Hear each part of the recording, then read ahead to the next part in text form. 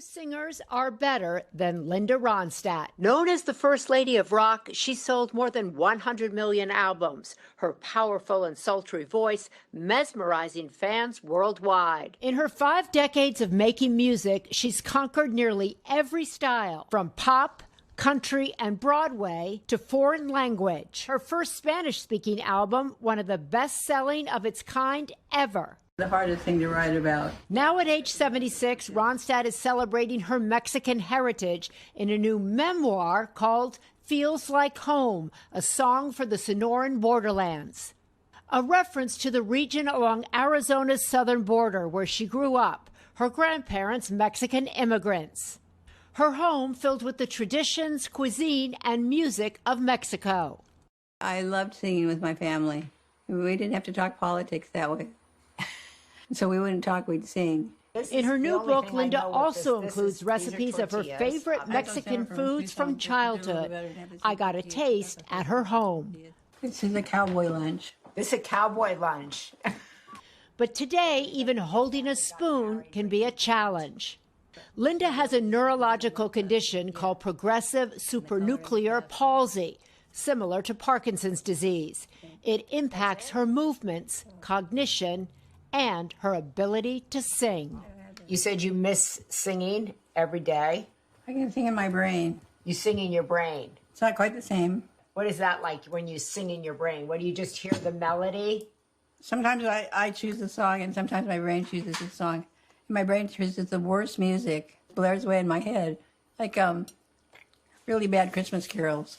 Linda has always carved her own path in her career and in her personal life. Despite romances with former California Governor Jerry Brown and filmmaker George Lucas, she never got married, instead adopting 2 children on her own. You didn't ever think of yourself as the marrying kind. Why not? Not cut out for marriage. Why? I think there's such a thing as adult onset narcissism. I think a lot of us were guilty of that. Through her book, Linda wants to give back and honor the Mexican culture that shaped her as an artist. She remembers a record executive in the 90s trying to dissuade her from recording a Spanish-speaking album. Oh, yeah, he said, please don't do this. It'll destroy your career, what's left of your career. And I just couldn't hear him. And what did that make you feel like? Did that give you a sense of shame? It made me feel like we were being marginalized and that Mexicans are invisible in this culture. They're invisible. They're expected to be in the kitchen washing dishes or cooking for you or cleaning your house, but they don't seem to have another context. As we wrapped our time together, Linda talked about getting older and the wisdom it provides. You said you don't get to your age without regrets. Yeah. Do you have a lot of regrets? A few. Not a lot. A few? Yeah. I'm not going to tell you what they are. Linda says that when she was a teenager, her mom said, you don't have to get married, that you have lots of other options, which I thought was really progressive of the mother at that time. She said her mother also said, don't learn to type.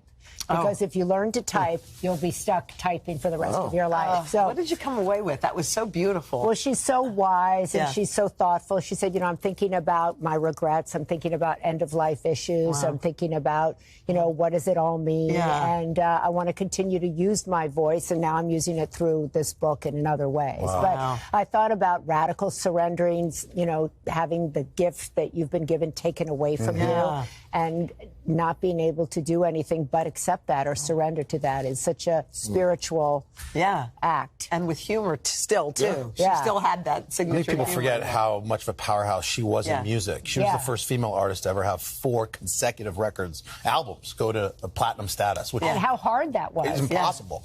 Wow. Yeah, she's such an incredible voice. I've been listening to her music nonstop since the conversation, and it takes you back, and it's so beautiful. She is. I mean, it's just, there's no voice like it.